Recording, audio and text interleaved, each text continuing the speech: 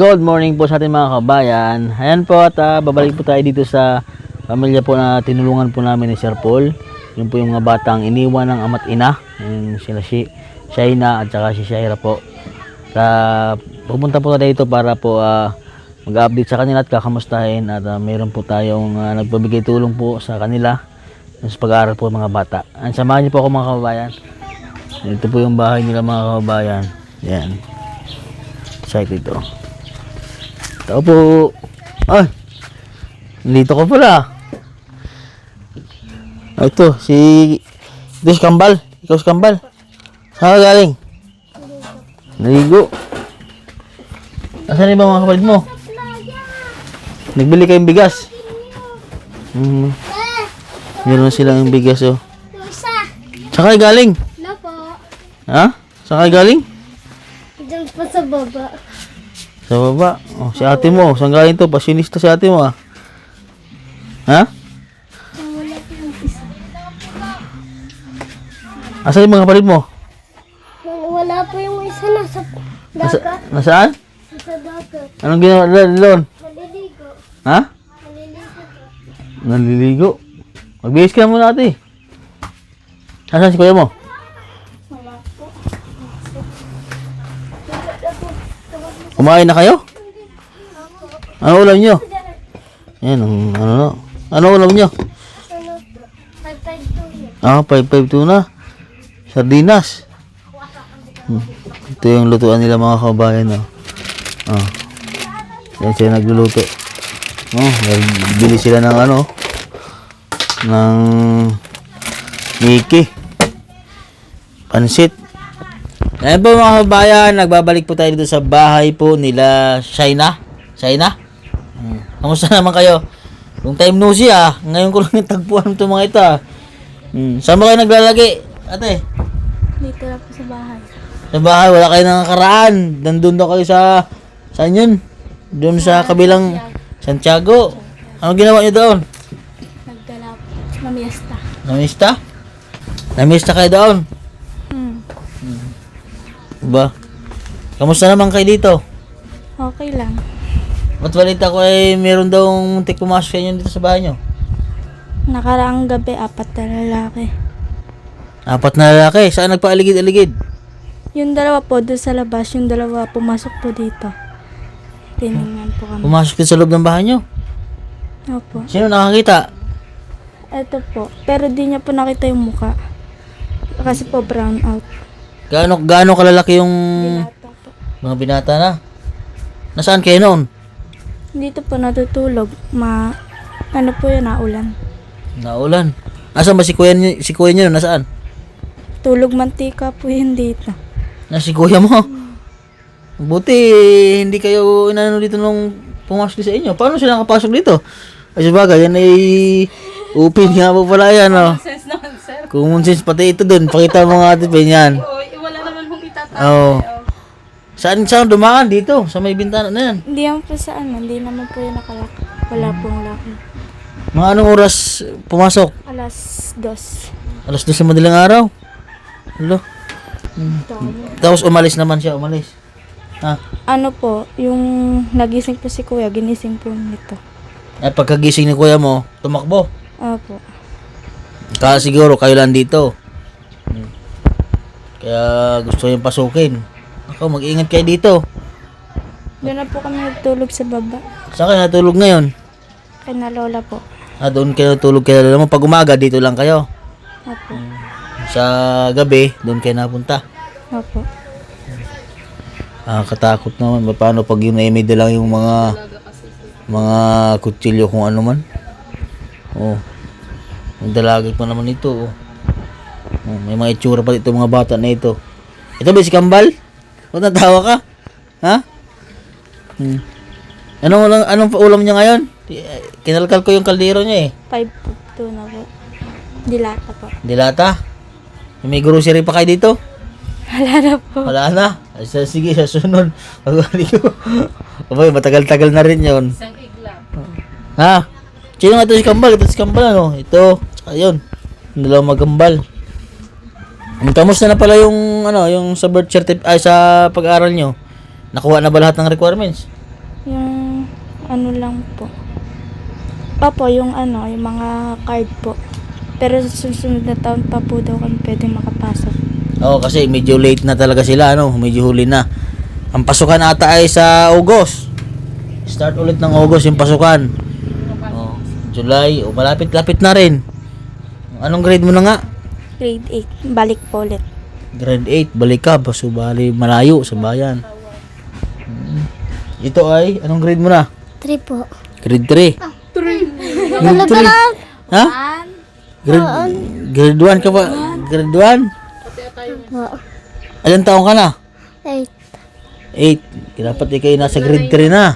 Magnanay na yan. Oh, dapat nasa grade 3 ka na, tapos grade 1. Patigil-tigil ka ba sa pag-aaral? Patigil-tigil ka sa pag-aaral. Ikaw, anong grade mo na? 3 po.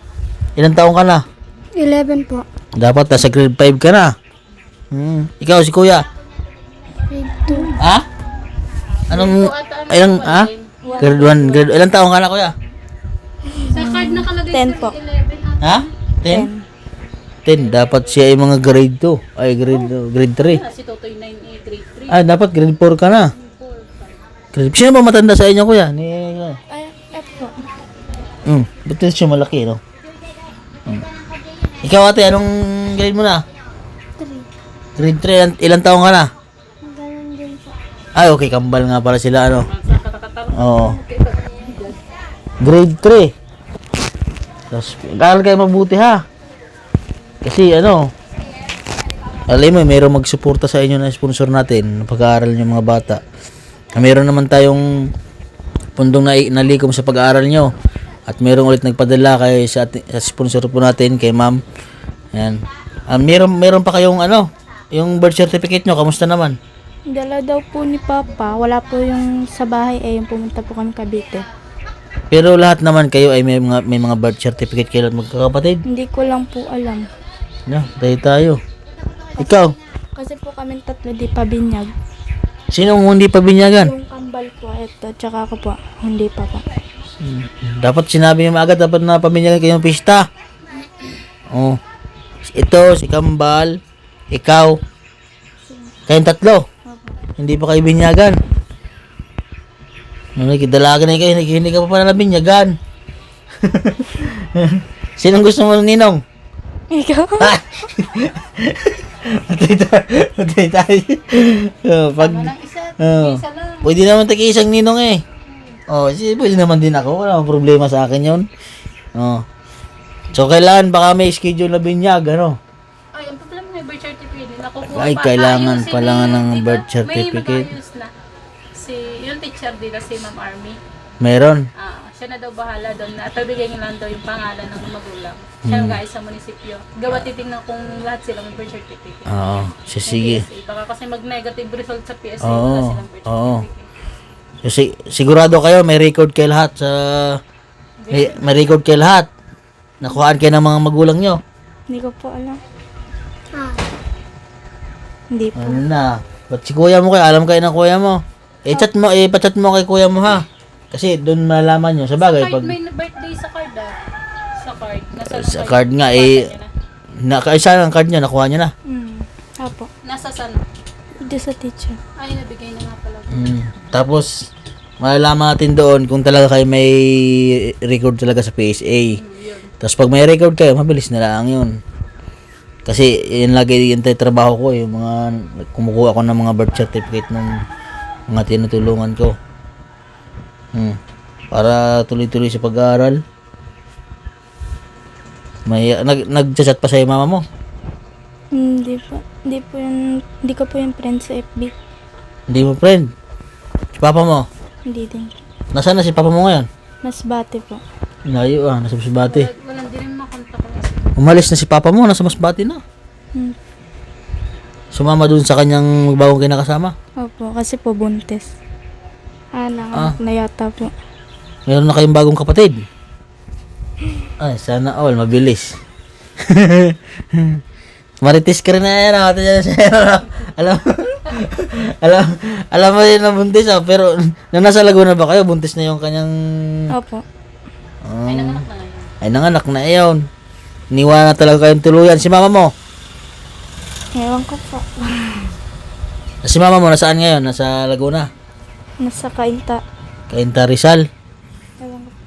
Talagang Padala yun ng 1K yung Sabado o ng Linggo. pinadala naman kayo ng mama nyo. Inimpid ko muna pang biling bigas na. Ito yung bigas. Yan yung last pa ata ng nakaraan eh. Baka maubos, walang pambili. Inimpid muna na. Talagang, pero si mama mo naman nagbibigay-bigay pa naman sa inyo, ano? Opo. Si papa mo, Hindi na daw. ang hindi nagbibigay talaga. Inabandon na talaga kayo ng papa niyo. Ito po mga kabayan ay, ito po yung binili po nila na washing, no? Ito po mga kabayan sa mga sponsor po na nagbigay po sa yan kay Sir Paul na sa halip ay bike. Ito po ang pinili nila, washing at saka yung Durabox. Ano yung Durabox ay nandun sa loob. Papakita na lang po namin mamaya. Yung ito kasi ito ay sino ang nagpili noon? Kayo ang nasa halip ay yung kayo ng bike sana yon Dito po.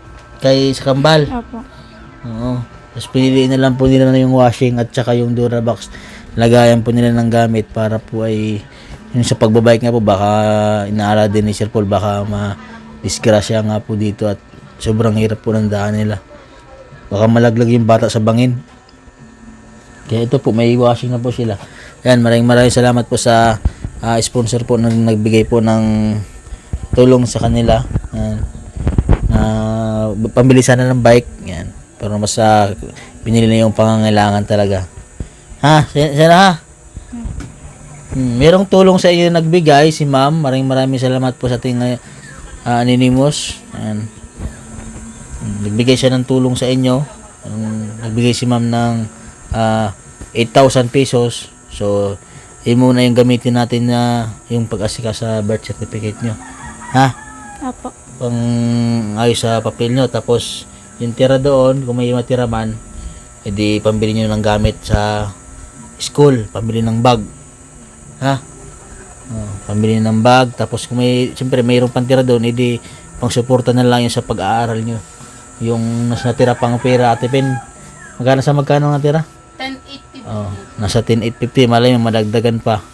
At kung may matira doon sa mga tulong, ayun ay pang suporta natin sa pag-aaral nyo. Kasi ikaw ay malayo, magkano ang 100 ang pamasahe mo a day, no? Oh. Pero baka naman mura ngayon pag L3 kasi. Oo. Pag tricycle 100 balikan. Oh, kasi kailangan natin 'yon. Tapos yung dito, pag may tira doon, yun ang bibili natin ng mga gamit. Nasa magkano kayo nga sa mga birth certificate ng mga ito? Dito sir, alam 300 ang isa.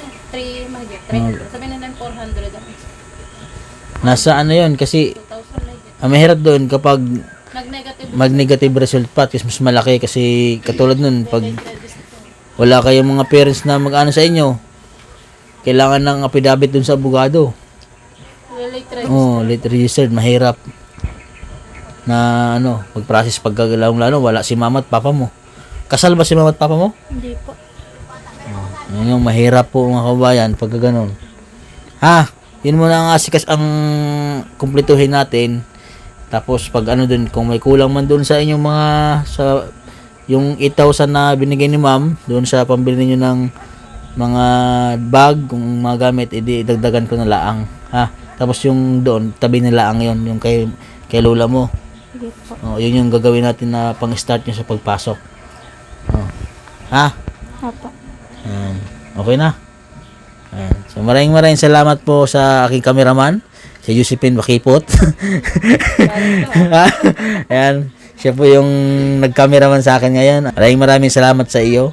Ayan. At nais pa po magbigay tulong po sa kanila po ay mag-message lang po kayo sa aking Facebook page, Master Ring Channel po, lalo po sa pag-aaral ng mga bata. Dahil ayun po yung ibibigay niyo po mga tulong. So ipunin po natin yon at yun po yung gagawin natin na pang-suporta po sa pag-aaral ng mga bata.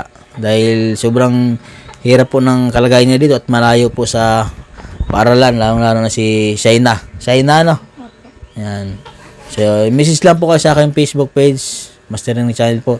So, ako po yung nagba-vlog sa kanila kasi po si Sir Paul ay nasa Davao. So, pag ako po yung nagpapaloob sa kanila, kung ano man po yung kailangan, Ayan po mga kabayan, dito lang po ang vlog ko. Don't forget to subscribe po sa aking YouTube channel, Mastering Ring channel po. Ayan, God bless po at magandang umaga sa atin lahat.